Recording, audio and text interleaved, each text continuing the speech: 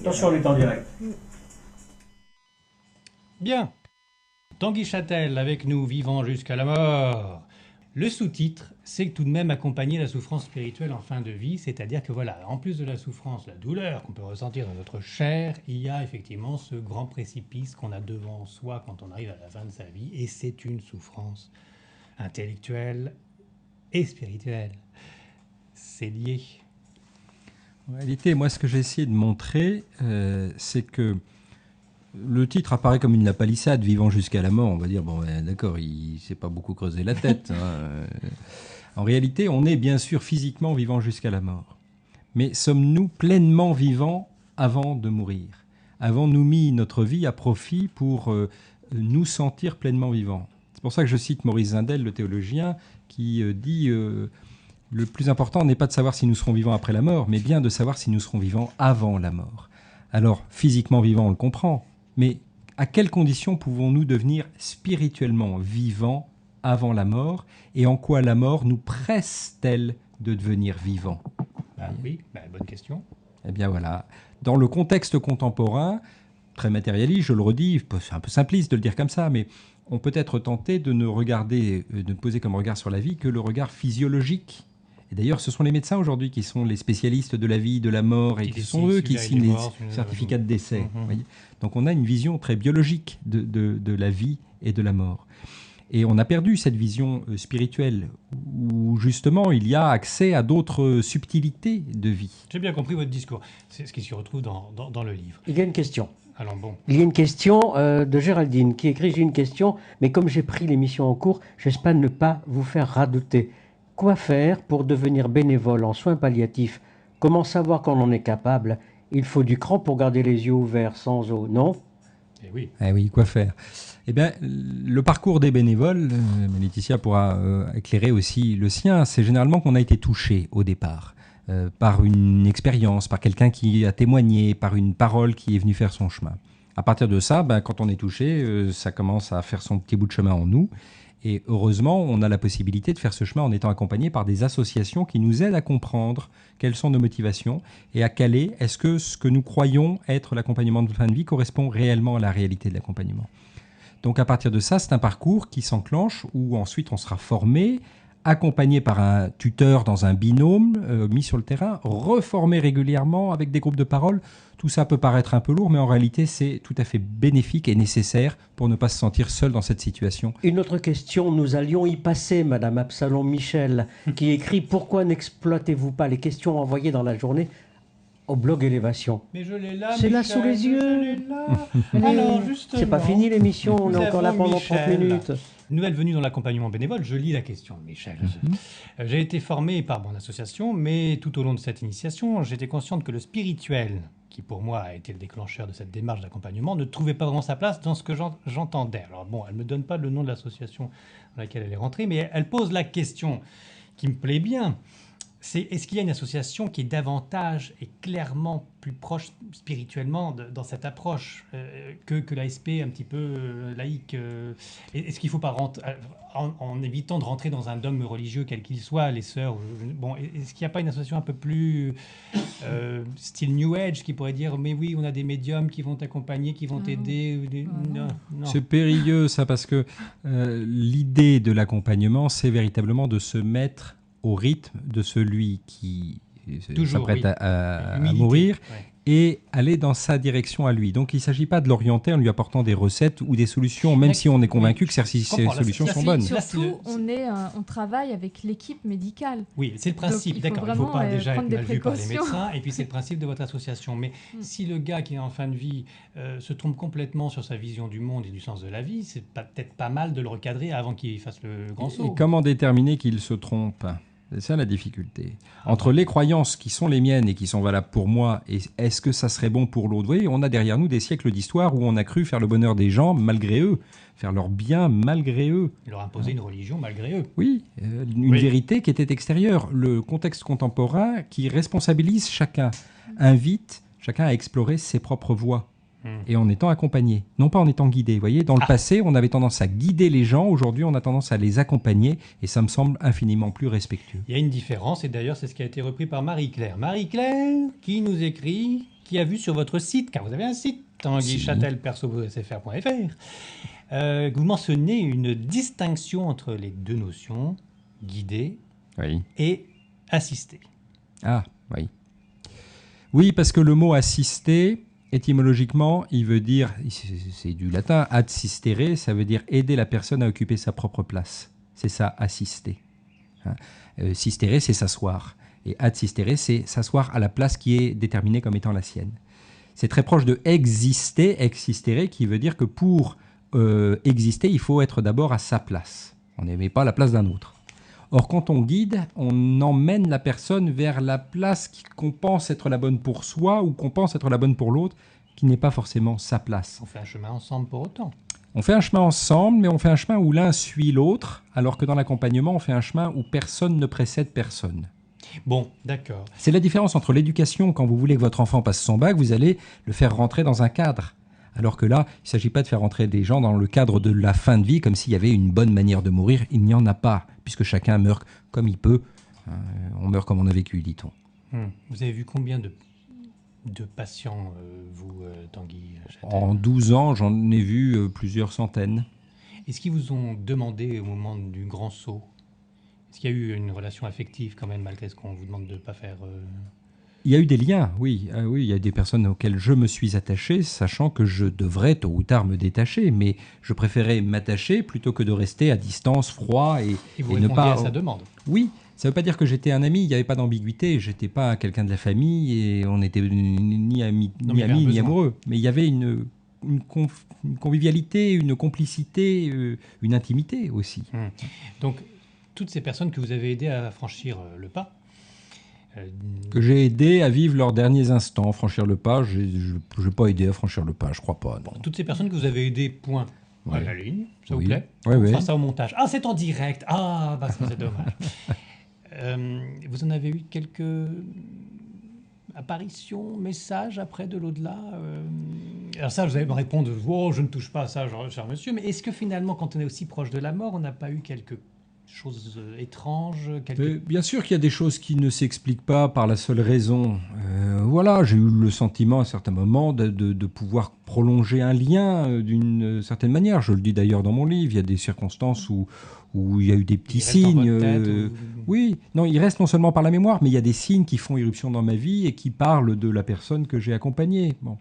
Mais je ne m'arrête pas spécifiquement à ces choses-là parce que ce qui me paraît le plus important, mais ça c'est ma sensibilité, c'est pas de travailler sur la vie après la mort, c'est de travailler sur la vie avant la mort et donc véritablement d'être présent à ce moment-là. D'être présent et être présent, c'est pour moi la quintessence de la posture spirituelle. C'est pas juste faire acte de présence, c'est pas se rendre à côté en prenant un sourire de circonstance. C'est participer de toute sa conscience, de toute la manière de s'habiter soi-même à la relation qui est ici et maintenant avec l'autre. C'est être deux.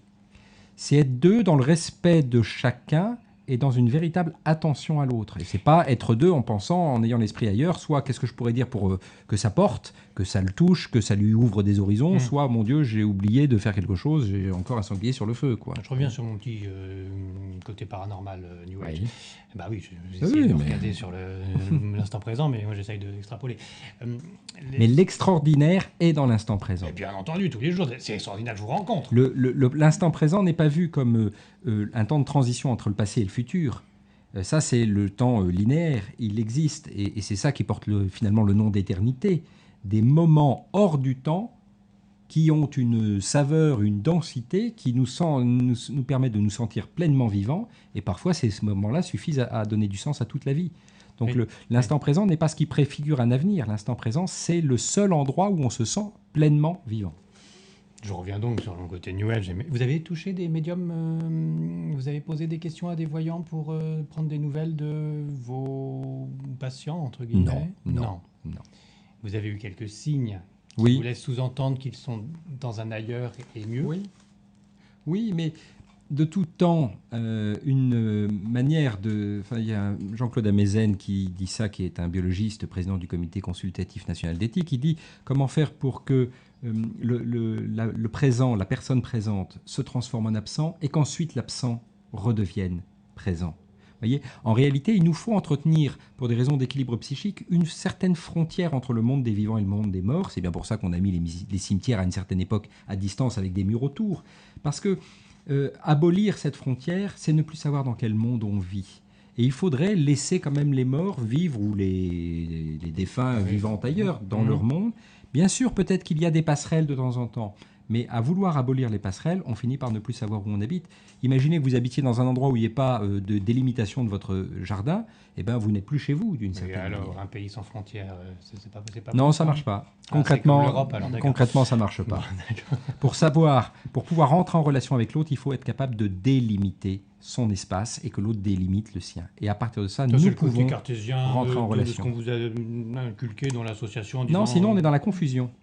Vous voyez, pour être dans la relation, on ne doit pas être dans la confusion. On n'est pas dans l'osmose. Mais dans l'unicité la plus complète. Non, ça, vous qui aimez bien le bouddhisme. Oui, mais ça fait pas ça va ramener aux émotions océaniques de Saint Augustin, peut-être. En réalité, pour que je sois moi, il faut que tu sois toi. Et il faut que nous soyons distincts. À cette condition, nous allons pouvoir nous rencontrer. Sans frontières. Mais pas nous fusionner. Non, il est ni nous confondre. Il est trop tôt fusionner. Une question donc de Marie-Claire. Le docteur Jean-Jacques Charbonnier et une de ses consoeurs ont diffusé dernièrement un sondage ayant pour thème la fin de vie. On en a parlé un petit peu sur ce point délicat de décider où est la fin de vie. Soins palliatifs, euthanasie, expérience de mort imminente. On y travaille, on y réfléchit dans toute la planète maintenant. Et puis, cette histoire de loi d'euthanasie, c'est d'actualité. Alors, elle vous pose la question, Tanguy Châtel, en avez-vous eu la connaissance de ce sondage? Bon, avec les sondages, on peut faire dire ce qu'on veut aussi, hein, marqué. Et dans quelle mesure estimez-vous que ce type d'initiative est complémentaire avec votre propre engagement sur la thématique de la fin de vie? Alors, les sondages sont intéressants, il ne faut pas les négliger, mais il ne faut pas leur faire dire plus qu'ils ne disent. Parce que dans la manière de poser la question, vous allez induire la réponse. Quand on dit aux gens, est-ce que vous êtes capable de supporter des souffrances insupportables et est-ce que vous, en cas de souffrance insupportable, vous demanderiez l'euthanasie? Entre 85 et 95% des gens disent oui, et heureusement qu'ils disent oui, parce que la manière de poser la question est mauvaise. Si on leur disait, est-ce que vous demandez à ce qu'on vous soulage au maximum de vos douleurs, et les gens répondraient aussi oui. Non. Donc c'est intéressant pour comprendre quelque chose, mais les résultats, quand ils atteignent ces proportions, relèvent plus des républiques bananières que de la vraie question clairement posée. Bon, néanmoins, votre réponse sur le sujet.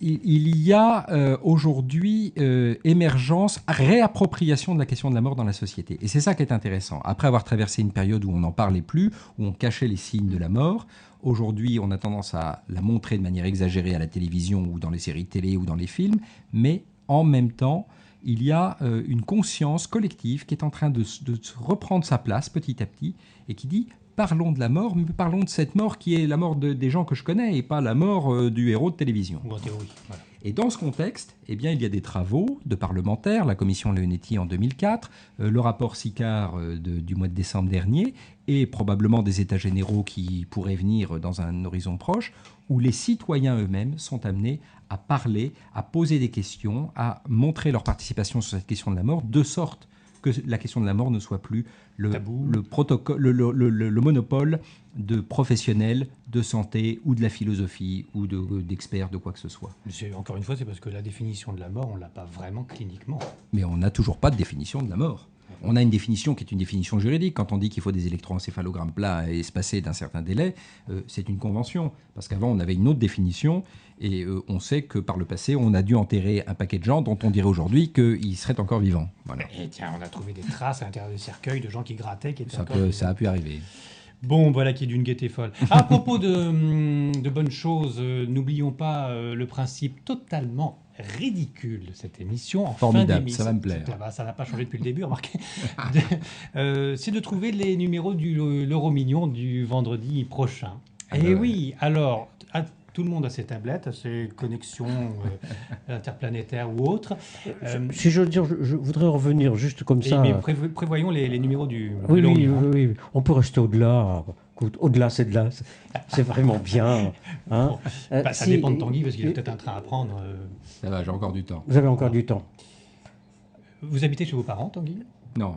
Excusez-moi, j'aurais jamais dû la faire celle-là non plus. Je crois vraiment, quitte à me faire mal voir, mais Marc-Alain Descamps a donné une très très bonne définition de la mort.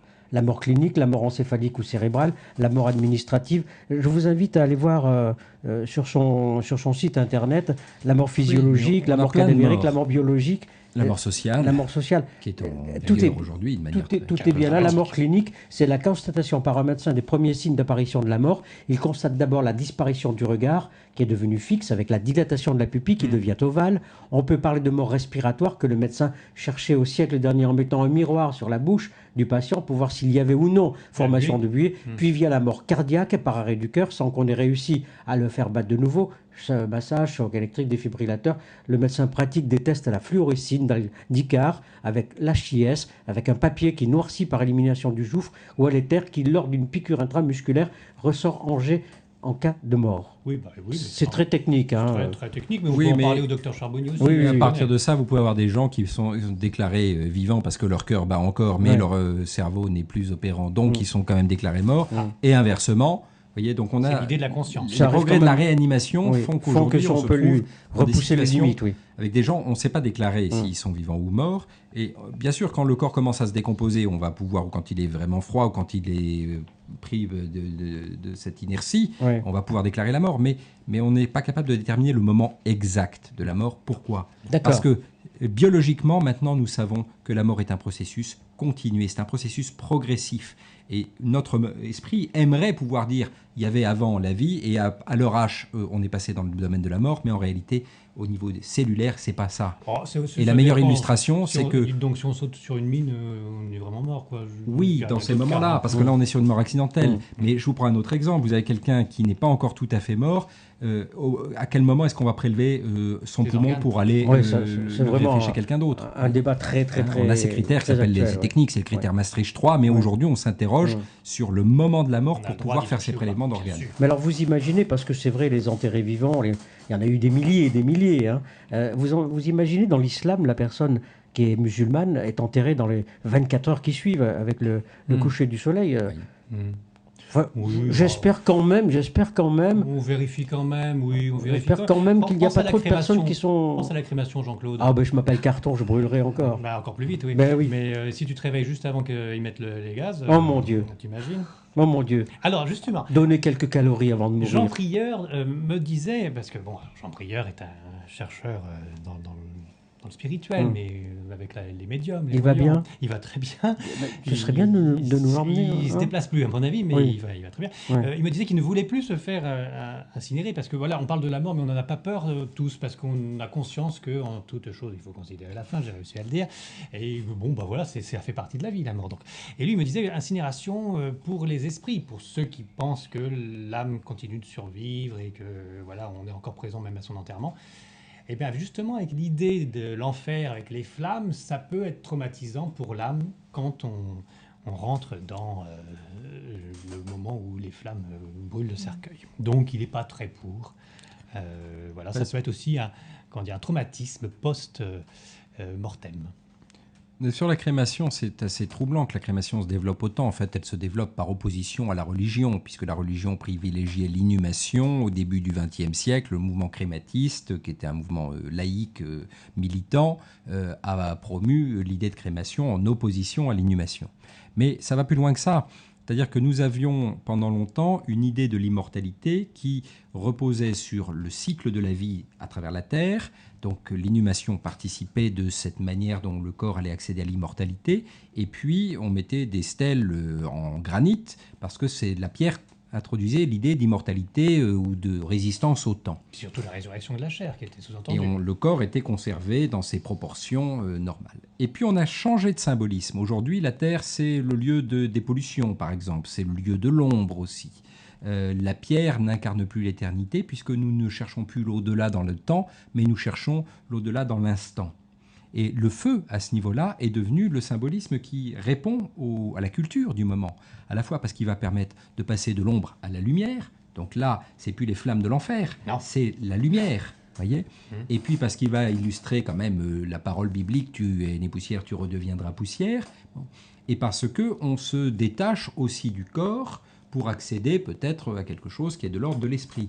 Et moi, je vois dans ce mouvement en faveur de la crémation une manière encore timide dont notre société cherche à spiritualiser les choses et à se détacher un peu de la matérialité des Les choses. hindous, la crémation.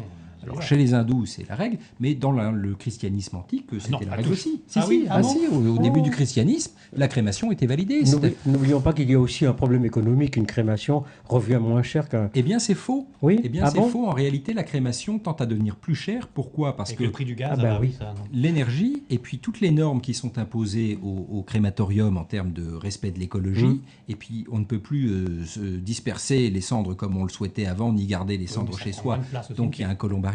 Oui, mais les études économiques montrent que le coût est sensiblement le même entre l'inhumation et la crémation. Enfin, même pour mourir, ça coûte du fric. Voilà, Oui, absolument. Du début jusqu'à la fin, Oui. on est taxé de tout. Mais de toutes les manières, il faut bien se détacher de tout quand on meurt. Deux, trois petites choses avant la fin de l'émission. Tu réfléchis Déjà oui, tu réfléchis sur les numéros de l'euro-million. On va les donner. On fait le test. Et qui gagne dans ce cas-là ? Ah bah nous. deux petites choses. Alors, en lisant le livre, on découvre tout un domaine... Question. Ben oui, mais Question. je termine ma phrase quand Une même, question. Jean-Claude. Oh, pardon. Enfin, Jean-Claude. Le direct. Dans un domaine un peu lourd, quoi, un peu compliqué. On voit qu'il y a joie de vivre parce que vous arrivez à couper et à continuer votre vie. Mais Pas seulement. moi qui suis un peu branché À New Age, relativiser à aussi. relativiser aussi. Bon. Et puis à se nourrir Tu de vois cette qu'il va pas- relation. il va pas comme poser la la question. question. Je la pose. C'est juste pour le couper. c'est tout. Merci, j'ai bien compris. Qu'est-ce que je disais? Oui, et donc, il y a moi qui pense un petit peu magnétiseur, New Age, tout ça, enfin, Oui. bon, c'est ma tasse de thé. Est-ce qu'il n'y a pas des échanges, vous parliez un petit peu de qu'on sentait la personne, même si on était dans le coma, est-ce qu'il n'y a pas des échanges d'énergie que vous faites avec ces personnes qui partent bientôt de l'autre côté? Je veux dire par là, ma chère et tendre femme, quand je la vois de retour de ses visites, elle est quand Ah oui. même, au niveau énergie vitale, pompée. Il y a un côté vampirisation des personnes âgées, peut-être simplement, mais je ne sais pas. Mais j'ai l'impression qu'elle perd son énergie vitale quand elle revient. Elle n'est pas non plus rayonnante de bonheur et de joie. Mais au niveau vitalité, est-ce qu'il n'y a pas un danger quand même? Parce qu'il y a quand même pas mal de gens qui sont rentrés dans l'ASP, qui en sont sortis en pleurant et puis ils ne veulent plus y retourner. Enfin, il y a pas... Mais il y en a Oui. aussi, non, j'en connais pas tant que ça qui partent en pleurant, j'en connais qui partent parce qu'ils ont l'impression d'avoir fait leur temps. D'accord, mais est-ce qu'il n'y a pas un danger quand même de le faire trop longtemps, ou est-ce qu'on ne peut pas perdre ses énergies vitales? Non, je pense pas que ça se pose en termes de vampirisation ou d'aspiration des énergies vitales. Je pense en revanche que ça se pose en termes de discipline intérieure pour conserver sa propre énergie. Ouais.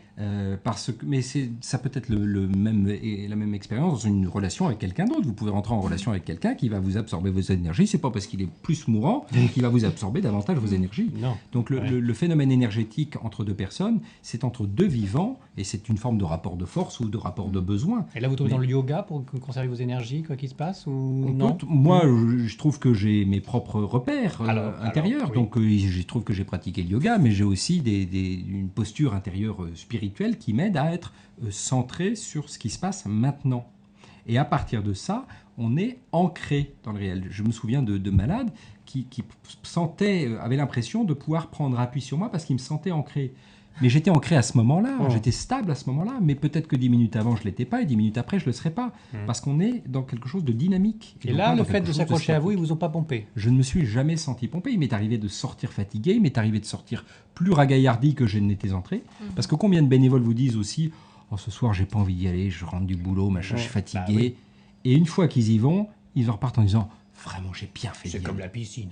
D'une certaine manière. C'est comme la web TV, tu commences, tu es un peu fatigué, quand tu arrives 1h15 d'émission, Tu n'es pas capable de l'arrêter, Tu as envie de- continues. tu as envie de continuer. dis donc. Mais je pense qu'il ne faut pas accréditer l'idée, parce que moi, ça ne correspond pas à mon expérience, que parce que les gens seraient en train de mourir, ils viendraient nous siphonner nos énergies pour en faire quoi, je ne sais pas. Pour en reprendre un peu. Mais je ne suis pas certain non, qu'ils cherchent à moi, en j'ai reprendre, jamais parce vu que ça. les gens, les personnes en fin de vie, ils cherchent aussi le moyen de se détacher. Vous savez, il y a des gens qui sont là en train de dire « Ma vie a été longue, bien remplie, j'en ai assez, voilà, j'ai pas envie de prolonger. » Donc ils ne sont pas dans une captation d'énergie, en revanche, ils sont dans un désir encore d'être en relation, ce qui est différent. les deux dernières questions. Mais bien sûr. D'accord. Pourquoi les Indiens privilégient la crémation depuis des décennies, tout comme les Amérindiens d'ailleurs? Ce sont des questions. C'est une Pourquoi très bonne question. Hein Qui pose cette question? Géraldine et Catherine. Ah bon, elles sont deux en plus. Oui. Pourquoi? Mais parce que. Est-ce que c'est lié au cycle des réincarnations ? Vous voyez, le fait que le corps est perçu comme un véhicule provisoire et que c'est l'âme qui est véritablement le vecteur de la vie, auquel cas on associe la lumière et le feu à ce transit de l'âme à travers la fumée. Bon.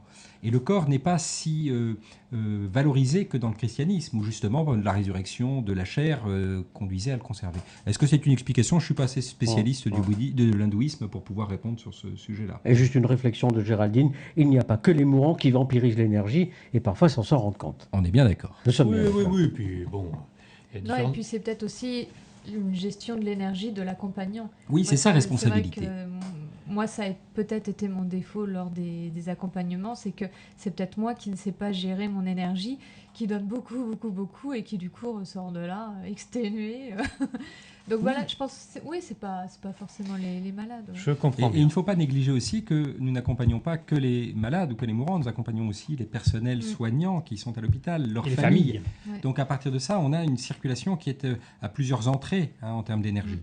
Donc qui prend qui donne quoi, on n'en sait trop rien. Qui pompe qui, on sait pas. On n'en sait trop rien. Faut Parce même que pas le savoir, le parce que personnel ça serait soignant X, aussi, ça c'est vrai qu'il est en demande. Hein. Oui, lui, il a aussi besoin de se sentir accompagné. Bien sûr, et la famille, bien sûr. La douleur est quand même présente tout au long de notre vie. Oui, c'est Et une expérience de notre vie. D'une façon souvent, hélas, plus intense vers la fin. Ça lie l'euthanasie, bien entendu, ce sujet-là. Il y a le père Jules Breton que vous citez, qui dit clairement que la douleur n'est pas rédemptrice et c'est pas être chrétien si on n'empêche pas la douleur. Il y a l'idée de base des médecins de laisser la souffrance pour savoir d'où vient le mal. Au début, mais il faut bien savoir d'où vient la douleur. Si on touche le côté spirituel, et puis votre témoignage personnel, enfin voilà, votre expérience de vie, ça sert à quoi la douleur? Je ne sais pas si la douleur a un sens où elle aurait une finalité, elle ferait partie d'un processus. Ce que je sais, c'est qu'elle a un sens parce que, comme vous venez de le signaler, elle est un message, elle est une indication de quelque chose.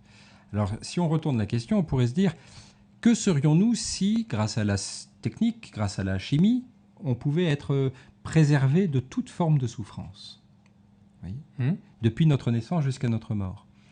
Eh bien, il me semble que nous serions en réalité des êtres insensibilisés par la chimie et nous deviendrions très vite des êtres insensibles. Oui, pourquoi pas. Enfin, déjà, la souffrance, faut le cadrer. Pas que physique, il y a aussi la souffrance. Souffrance morale. Donc je parle de l'épreuve de la souffrance et pas que de l'épreuve de la douleur.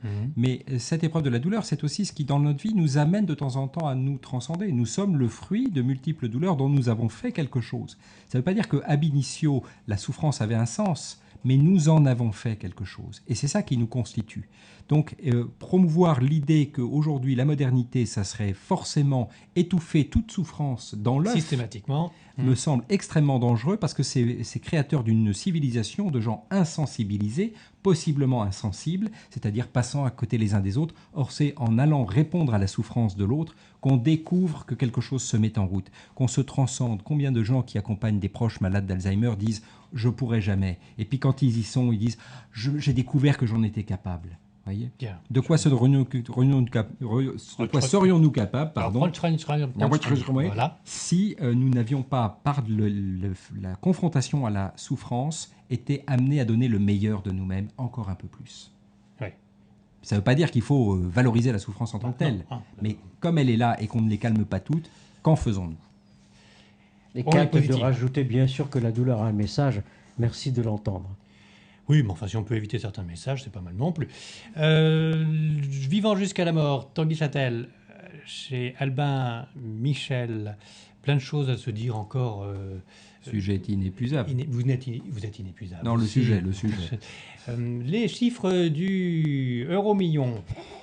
Alors, depuis le début, ça marche pas. Mais on se concentre et puis on vous les donne, on les mélange. Un peu de etc. médiumnité, alors. Mais je vais un petit peu. Cette façon brutale de revenir sur Terre, Mais de oui. Yann Eric, Ah, mais ça, j'adore. ça, l'élévation au 3e sous-sol. Mm. Alors, Jean-Claude, je t'écoute.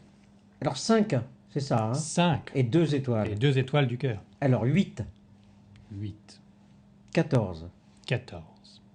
17, Réfléchissez, hein, parce que... 17. 5, Oui. 31. Bon. 8, 14, 17, 5, 31. Et les 2 étoiles, 5 et 9. Mon bon Jean-Claude, Là, je viens descendu. nous avons un chiffre en commun. Moi, c'était 7, 17, Ouais. 32, 34, 45. 7, 17, 32, 34, 45. Et les 2 étoiles, 4 et 2. Comme la dernière fois. Oui, moi, je ne change pas. Tant que j'ai pas gagné, je continue.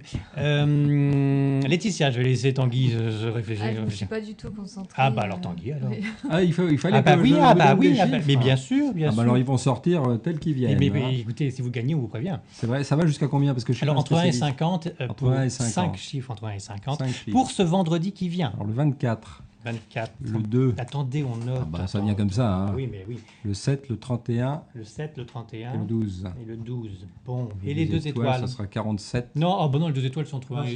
de 1 jusqu'à 9. Ah bah vous Non, savez. jusqu'à 12. je Jusqu'à crois. 12, ou, oui. ou 11. Enfin, Ah, vous faites 1 et tout. 3. 1 et 3. Voilà. Alors, 1 et 3. Bon, bah, Vu que je les ai pas notés, je risque pas de jouer. non, mais je vous le redis. 24, Oui, très 2, bien. 7, 31, 12, Donc, si, 1 et 3. si c'est ça qui sort, vous m'appelez. Hein. Je vous appelle, je vais le jouer aussi, je vais le jouer. On a un 7 en commun. Ma chère et tendre, je vous écoute. Ah oui, non, mais c'est pathétique. Mais vous allez bien pouvoir réussir à sortir quelque chose. Et Allez, vous je qui écoute. nous écoutez et qui les regardez, ça ne vous empêche pas aussi de participer. Hein. Bien entendu, ce que je Oui. vous conseille, c'est de faire un melting pot de tous ces chiffres et de prendre, par exemple, comme on a dit 2 fois le 17 et le 7, il y a plus de chances que ça sorte, on ne sait jamais. Alors, que nous dit Bon. notre chère Laetitia? Bon, le 7, Le 7, le 10, le 10, le 21, le 21, le 14, le 14, le 29, le 29. Et les 2 petites étoiles? 2 et 5. 2 et 5. Et je te signale que le 14 est aussi chez moi. Et le 5. Et le Et le 7 cinq. et le Et le 7. sept. Oui, mais là, elle a copié. Non. Ah non, Voilà. j'ai- Non. Non, c'est bien, oui. On sent que c'est votre truc à tous les deux, l'euro million. Clairement, là, mais j'aime la On facétie.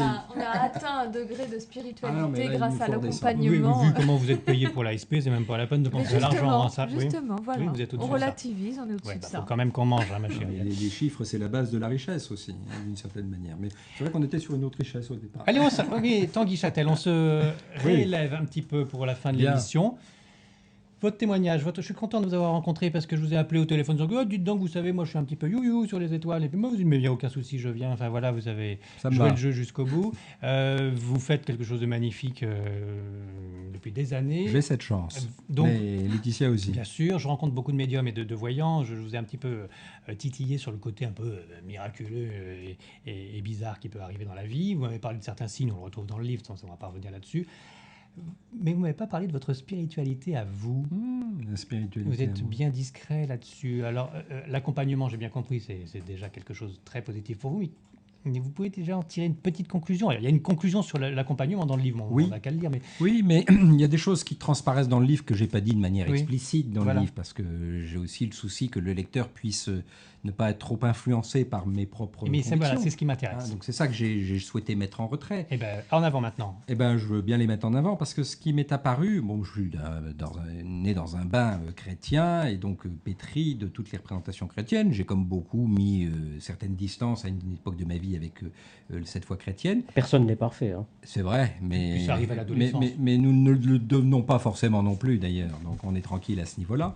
Et j'ai redécouvert à travers l'accompagnement quelque chose des fondements de cette foi chrétienne, notamment dans tout ce qui est ce lien entre les personnes, qui est un lien vivant, un lien vivifiant. Et j'y ai vu, c'est comme ça que je relis aujourd'hui tout ce que la chrétienté écrit sur l'Esprit Saint. Vous voyez, alors on parle d'esprit en plus, donc là je suis véritablement dans quelque chose qui touche à la spiritualité.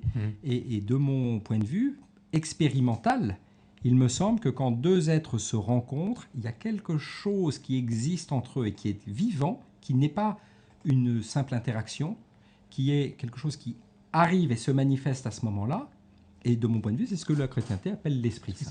Vous voyez pensez que c'est un Mais- égrégore des deux esprits qui Non, forment autre non, chose non, c'est non, qu'il- non, c'est qu'il y a eu dans cette union comme un réceptacle, comme un vase, comme une entente qui rend possible la manifestation, non pas sous des signes particulièrement visibles, mais sous une expérience sensible de cet esprit, c'est-à-dire ce souffle. L'Esprit Saint dans la chrétienté, c'est le souffle, pas simplement le souffle physique qui circule, l'air que vous expirez et que j'inspire, mais le souffle qui nous Divin. réunit, qui nous unit, qui nous fait nous rendre compte qu'on existe, qui passe par le regard, qui passe par le toucher. Voilà ce qui fait le lien. Et la définition du mot religion, une des définitions du mot religion, c'est Relier les hommes. religare, c'est relier. Donc tout ce qui nous aide à nous relier, pour moi, touche à la dimension spirituelle fondamentale de l'être humain. Donc vous retrouvez la chrétienté Oui, à travers cette expérience cette sans le mettre en avant, expérience on est d'accord, hein. sensible Mhm. de l'Esprit Saint, que j'appelle spiritualité, mais voilà, dans mon schéma, moi, je l'appelle l'Esprit Saint. Vous retrouvez Jésus-Christ aussi. Je dis ça pour ça, simplement parce que il a souffert sur la croix, donc on peut s'associer à sa souffrance en disant voilà, il nous soutient là-dessus. Et puis aussi, il a dit si vous réunissez en mon nom, je suis au milieu de Oui, vous. oui. C'est l'Esprit Saint et Jésus-Christ, vous Oui, dissociez? clairement, c'est-à-dire, mais il y a aussi cette dimension trinitaire. Deux personnes qui s'accompagnent, un esprit qui circule au milieu, qui ne sont pas dans la même position, un qui est plutôt souffrant et l'autre qui l'est moins. Je retrouve toute une autre lecture de la souffrance. Oui. Parce qu'on vient de l'évoquer, c'est pas juste une calamité, bien sûr que c'est une calamité, mais il y a autre chose à en transcende. découvrir derrière. Cette capacité aussi de faire émerger quelque chose quand deux d'entre vous sont réunis, je suis au milieu d'eux, et puis toute la dimension d'amour, parce que c'est ça qui me touche dans le christianisme, c'est que la souffrance est le prélude à l'amour, et non pas est une calamité qu'il faut faire taire avec l'amour. Mais la souffrance nous invite à découvrir ce qu'est l'amour entre les êtres. Alors, j'ai vu un film japonais dernièrement. Il y avait deux petites jeunes adolescentes qui disaient quand on aime, on ne souffre plus. Moi, je le dirais un peu différemment. C'est-à-dire que la souffrance n'empêche pas d'aimer. Elle conduit à aimer. Et on peut aimer tout en continuant à souffrir, mais ça permet de supporter autrement la souffrance. Ça ne l'abolit pas complètement. Quand même. Ce qui expliquerait que beaucoup de mystiques ont adoré souffrir. Oui, on pu supporter leurs stigmates. On pu pas Pensez à adorer Padre souffrir. Pio. C'est un vocabulaire qui est du XVIe, XVIIe siècle, adorer souffrir. Ouais. Mais on pu supporter, consentir à leur souffrance. Padre Pio, qui est quand même Entre autres. presque Oui, contemporain, qui est quasiment a contemporain. été beaucoup vilipendé par l'Église catholique et il a beaucoup souffert dans sa chair aussi. Entre Oui, autres, mais il n'y a pas que oui, lui. Il n'y a pas que oui. lui. Comme s'il y avait une espèce de bonheur dans la souffrance. Non, ça c'est le dolorisme qu'il ne faudrait pas entretenir. D'accord. Je ne pense pas qu'il faille dire qu'il y a un bonheur dans la souffrance, mais la souffrance nous amène à émettre un appel à l'aide. On Et a cet bien appel compris. à l'aide Donc, elle n'est pas inutile. fait venir quelqu'un d'autre, et quand ce quelqu'un d'autre vient, alors il y a tous les éléments pour tisser une relation et mettre l'amour au cœur. Et donc, dans ces relations privilégiées avec l'autre, vous sentez une présence supplémentaire, divine, pour rester dans le flou. Hein, je continue votre Oui, on peut- explication oui, personnelle. oui, Hein, c'est oui, personnel, oui, hein, tout c'est à pas fait. la SP ou quoi que ce soit. Hein, c'est votre chemin de vie. Vous en déduisez néanmoins la réincarnation derrière ou pas? Non, je ne me pose pas la question de la réincarnation. Vous n'êtes pas posé la question de la réincarnation? Non, franchement, c'est une question qui ne... Voilà, que les gens la conçoivent, pourquoi pas. Je l'ai étudiée, j'ai lu... C'est pas votre truc, vous voulez pas en entendre parler ou... C'est pas que je veux pas en entendre parler, c'est que je reviens sur cette idée, ce qui va se passer après ne m'intéresse pas. Vraiment. Vraiment, ça m'intéresse Vraiment. pas. Tiens. Vous voyez, je ne me pose pas la question de savoir ce que mon corps, ce que mon âme vont devenir. Ce qui m'intéresse, c'est d'être vivant maintenant. Et je trouve que c'est suffisamment exigeant et difficile d'être vivant Bien maintenant, sûr. parce que nous vivons dans un monde de multiples distractions qui pourraient nous faire croire que nous sommes vivants tout en nous conduisant dans la tombe, dans la fosse. Il y a des morts vivants aussi. Hein. Mais le monde en est plein aujourd'hui, particulièrement, et la télévision n'est pas l'organe qui nous permet de nous sentir le plus vivant. Ah non, à la différence des web TV. radio, Par la la web TV, du les cœur. Côtes du Vous cœur. voyez, le véritable enjeu aujourd'hui, pour moi, c'est D'être vivant maintenant. de trouver les clés pour nous sentir vivants dans l'instant. Et puis nous mourrons physiquement, mais si nous mourrons en ayant été un peu vivants, alors que notre vie aura été riche de sens. Est-ce que c'est une bonne nouvelle de savoir que nous allons tous mourir? Encore heureux, D'accord. encore heureux. Il est vraiment mieux, à ton avis. Ce serait une nouvelle tragique de Ouais, croire ouais. que nous pourrions être immortels. J'aime bien cette façon de provoquer un peu et de répondre en disant oui, mais parce que ça. Voilà. Oui, mais enfin, autant mourir dans son lit tranquillement, en dormant et sans aucune souffrance. En faisant Pour l'amour, qui par exemple. Pour soi, là. Mais personnellement, je parle pour moi. Oui, Il y a pour que moi vous. ça Oui, parce que intéresse, pour qui- ceux qui vont vous survivre, c'est peut-être pas toujours une bonne nouvelle d'être mort sans avoir eu le temps de préparer un petit peu. Ah, mais là, on quelque est chose. préparé. Hein, si Oui. je meurs demain, il n'y a aucun souci. Oui, tout le monde le oui. sait. Mais Oui, bah, oui. bien Tout est dans entendu, le il n'y a coffre. aucun problème. Alors, bravo pour ce que vous faites. Félicitations. On peut creuser encore un petit peu. Allez, alors. Donc, réincarnation, non. Par contre... J'ai pas dit non, je dis ça m'intéresse Ça pas. vous C'est pas intéresse une pas. question que je. Bon, c'est peut-être pas totalement vrai ce que vous me dites là. Je suis sûr que vous avez réfléchi sur un ailleurs, un au-delà. Vous savez donc déjà, vous avez perçu déjà que au moins la conscience d'être aimé ou côtoyé continue quelque part, dans un ailleurs. Vous êtes certain de Oui, ça? mais je n'ai pas les clés pour, en dehors De ressenti. d'avoir des croyances, je n'ai pas de clés pour me faire une autre idée plus précise de ça. Donc je bute sur l'incertitude et à partir de ça, je n'ai pas l'intention d'aller plus loin, je n'ai pas les moyens d'aller plus loin. Pour l'instant. Donc j'envisage que des gens croient à la réincarnation, comme d'autres n'y croient pas, mais vont croire à la résurrection, et comme d'autres n'y croient pas, ils vont croire que la vie s'arrête. Et vous n'avez jamais été voir un médium, jamais fait une séance de Mais spiritisme? si, ça m'est arrivé. Ah. Mais si, parce que je suis quelqu'un de très curieux, je suis un chercheur en même temps. Vous avez des noms? Vous avez vu qui? Oh, je ne vous donnerai pas de nom, d'abord parce que je ne m'en souviens pas. Ah. Mais, Alzheimer déjà? Non. oui, précisément. Oui. Non, mais ces expériences, je ne les juge pas et je ne les néglige pas. Très bien. Bon, alors, sans faire de l'apologie de la voyance, vous avez été voir un médium, un voyant à un moment où ça allait pas trop bien dans votre vie, ou des choses comme ça. Enfin, généralement, c'est comme ça qu'on y va. Mais Non. oui, j'ai pu aller voir dans des moments où j'étais un peu fragilisé. C'est pas forcément que j'ai trouvé les réponses qui me convenaient exactement. Mais ça m'intéressait de voir, parce que Oui. je pense que ces gens étaient sincères, voire compétents. C'était un voyant ou un médium? Il y avait du côté J'ai été esprit. voir les deux. J'ai été voir les deux. J'ai été D'accord. voir beaucoup de gens à un certain moment. C'était lié à votre vie personnelle, c'était pas lié Oui, à... c'était lié voilà. à ma vie personnelle, mais c'était lié aussi à une quête de sens. Oui, Donc bien j'ai sûr. été regardé du côté de l'ésotérisme de multiples manières. Bon, parce que je cherchais une explication qui se tenait toujours un peu plus loin. Et là où je crois avoir trouvé, parce qu'à un moment donné dans ma vie, je peux dire que j'ai trouvé, c'est grâce à l'accompagnement, j'ai cessé de chercher des ailleurs. Et j'ai trouvé du ici. Maintenant, et du concret. Voilà. Ben ça, moi, ça m'a Suffit. réancré et ça m'a évité de dire « Ouh là là, je ne suis pas à ma place ». Non, là, j'ai trouvé que j'étais à ma place. Vous voyez ? Mais il a fallu pour ça, à la même manière que l'enfant prodigue doit partir pour revenir au domaine, ou à la même manière que l'alchimiste doit aller au bout du monde pour revenir dans son propre jardin, il m'a fallu explorer d'autres voies pour revenir en disant je suis désolé, mais enfin je suis même très heureux, je suis pas désolé. Là où je suis ici dans cet accompagnement-là, je suis à ma place. C'est très beau, c'est parfait comme discours, effectivement. Oh, c'est pas un discours, c'est une expérience. Oui, c'est une belle expérience qui continue, Tanguy Châtel.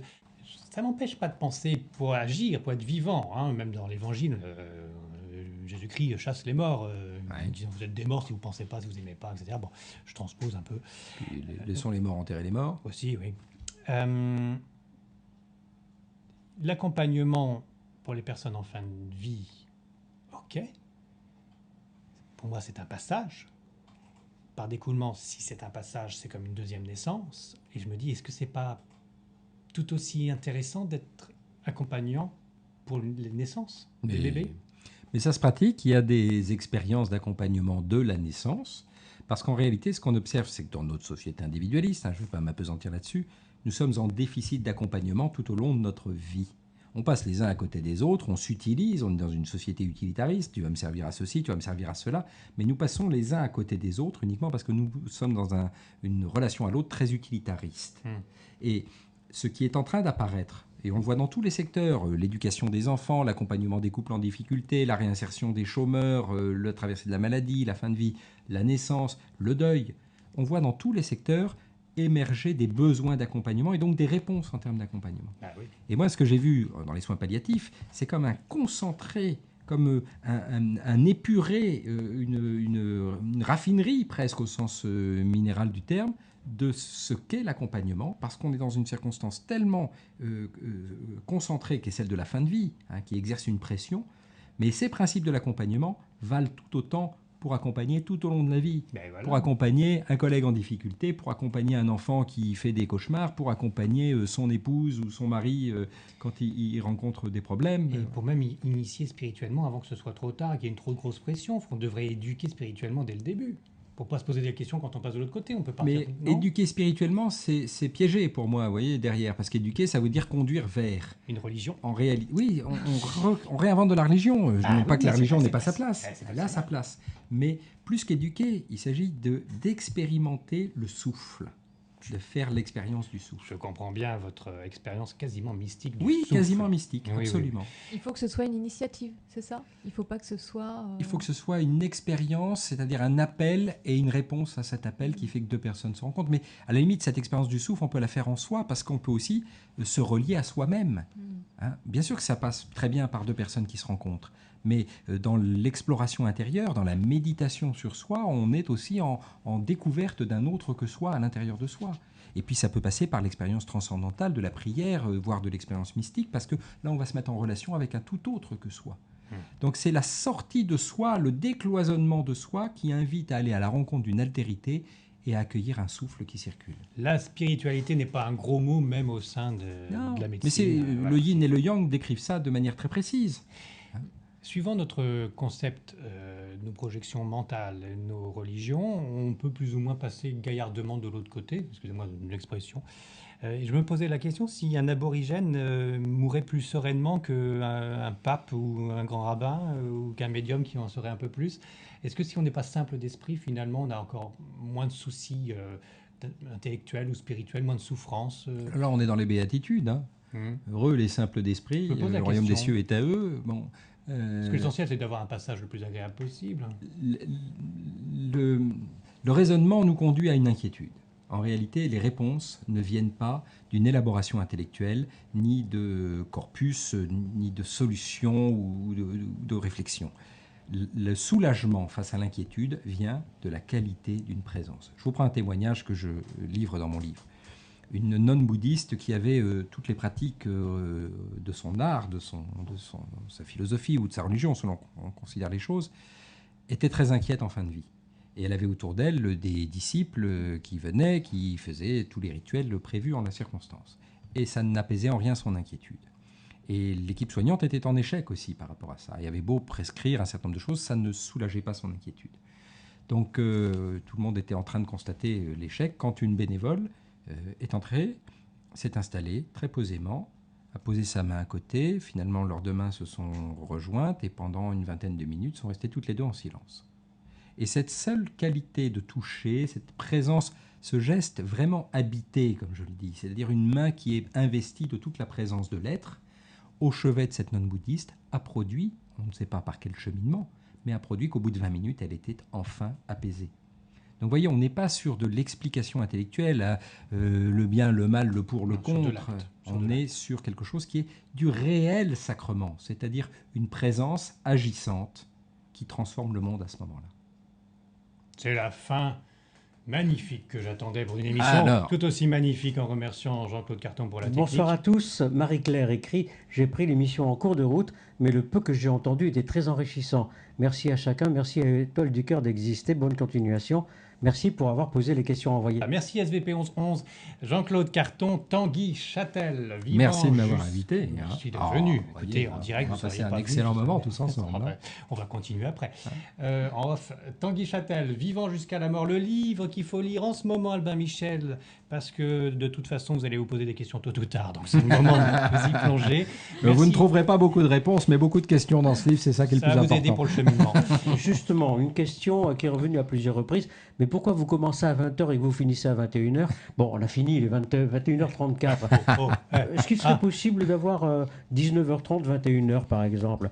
60 minutes, c'est trop court. Ça mérite une méditation, Jean-Claude Carton. Nous répondrons la prochaine fois. Merci Laetitia. Merci. Et merci à tous. À très bientôt. Et n'oubliez pas, €1 quand même, on gagne. Ça veut dire qu'il faut que je mette le générique, c'est fini alors? C'est fini. Ah ben c'est fini. Alors c'est fini. À bientôt, au revoir. C'est tout pour aujourd'hui, disaient les Shadocks. Oui. Jacques Roussel.